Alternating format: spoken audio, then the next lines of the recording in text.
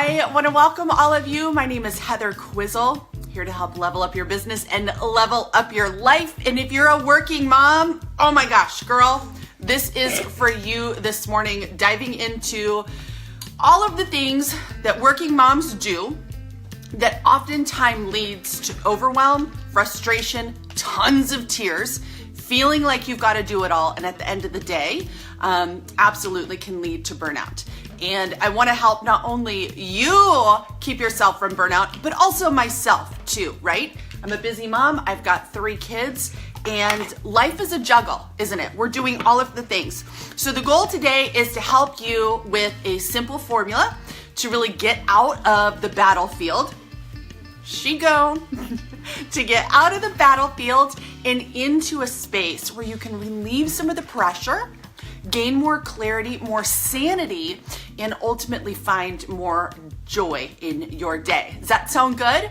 Guys, I help women in relationship-driven businesses to get the confidence, the focus, and the mindset game to help them get what they want in life. And so when we talk about all the things that moms do, right? We've got the kids, we've got the spouse, we got the mounds of laundry, we got the career, we've got the house to maintain, not to mention that side gig that I know most of you are rocking.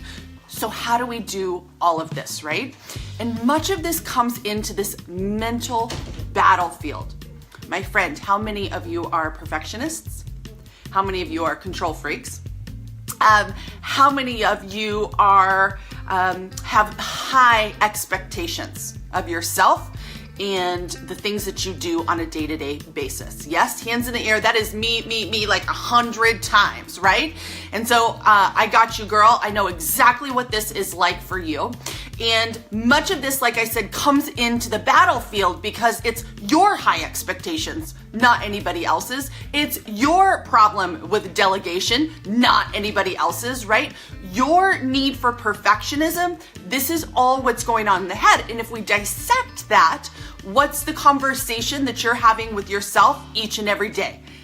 If you're anything like me and most of my clients, it's like you're not good enough. You're not stacking up. You should be able to rock breastfeeding and the side gig and the 60-hour-a-week job, and your house should be immaculate 24/7, right?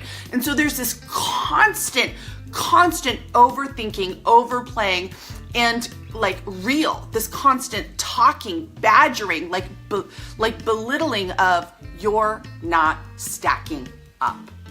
So if this is you and you resonate with this, give me yeah, I get it. Here's what I'm going to give you this morning to help you relieve some of this pressure, okay? What I find for high achievers, type A, control freak type women who are doing everything, right? High overwhelm, frazzled all the time, forgetting stuff, late, but you come into their house and it's absolutely immaculate, right? So here's what I want you to do. This is going to help create you some time, some sanity, okay? There are things in your life that are non-negotiables, okay? So if you've got a piece of paper in front of you, I want you to write down non-negotiables on one side of that list, on one side of that page, okay? Non-negotiables. There are non-negotiables for you to fully function in a day, okay? And then there is the other side, and we're gonna make another list of things that you can let go, and holy smokes, the world will still revolve. You will still be rocking everything. You will still have everything in control, but it's all the things that you actually should, could, maybe need to let go of that is gonna create more sanity and time in your life. So I'm gonna use the example of the home, because what I find in talking with high achieving type A women, that they create an intense amount of work for themselves in their own home. I used to be one of these and I'm still recovering. And so what I'm going to give you is a little bit of personal experience, but also I have and continue to be coaching women through the same process.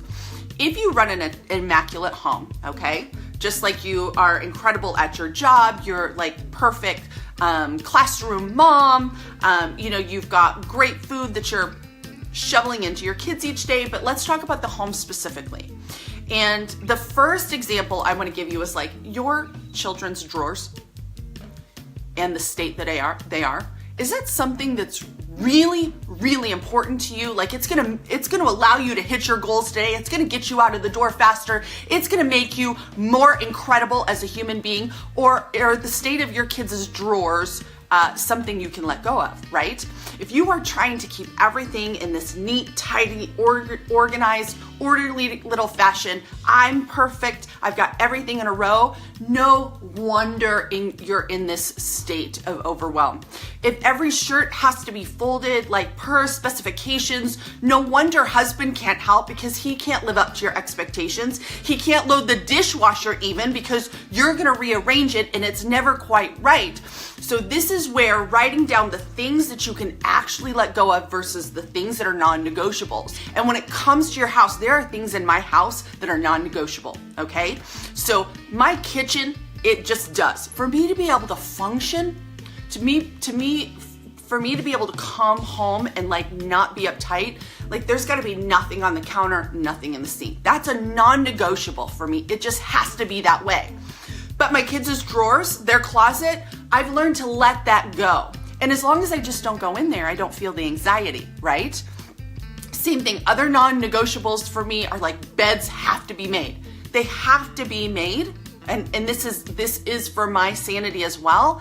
But I can also let go of their laundry. Like they can do their own laundry.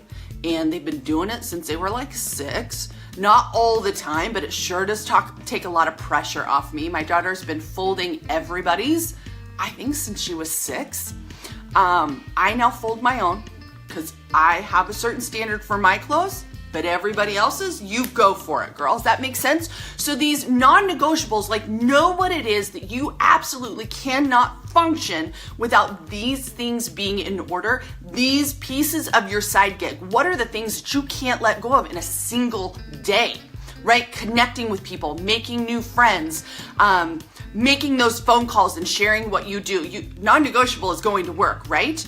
But there's other things over here, levels of organization, levels of energy that you may have to release for a season, right? For a season. I use this term season for a number of things, friends. And what season means is it might be a week, it might be literally a season, 3 months, it might be a year of time in which you can't have everything perfect in the coat closet, in the mudroom, in the upstairs bathroom for a season. So what is it you can let go of right now so that you can focus on the main things that are actually getting you what you want in life? And I guarantee there's going to come a time in life when you will have more time to do the other things. Case in point, when your kids get older.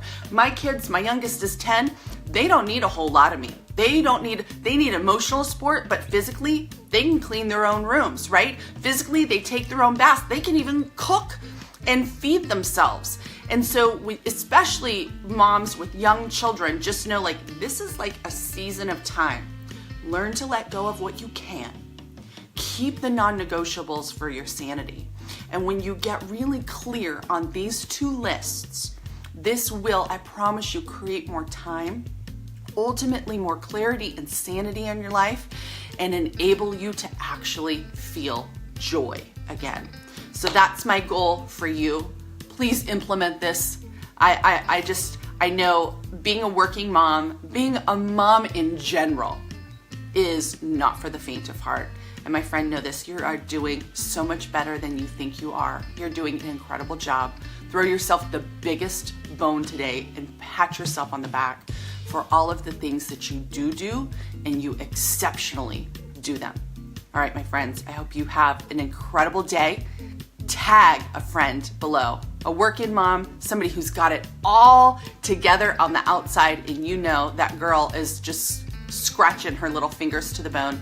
Tag her in the comments below. Appreciate you guys being here. Have a good one. Mwah.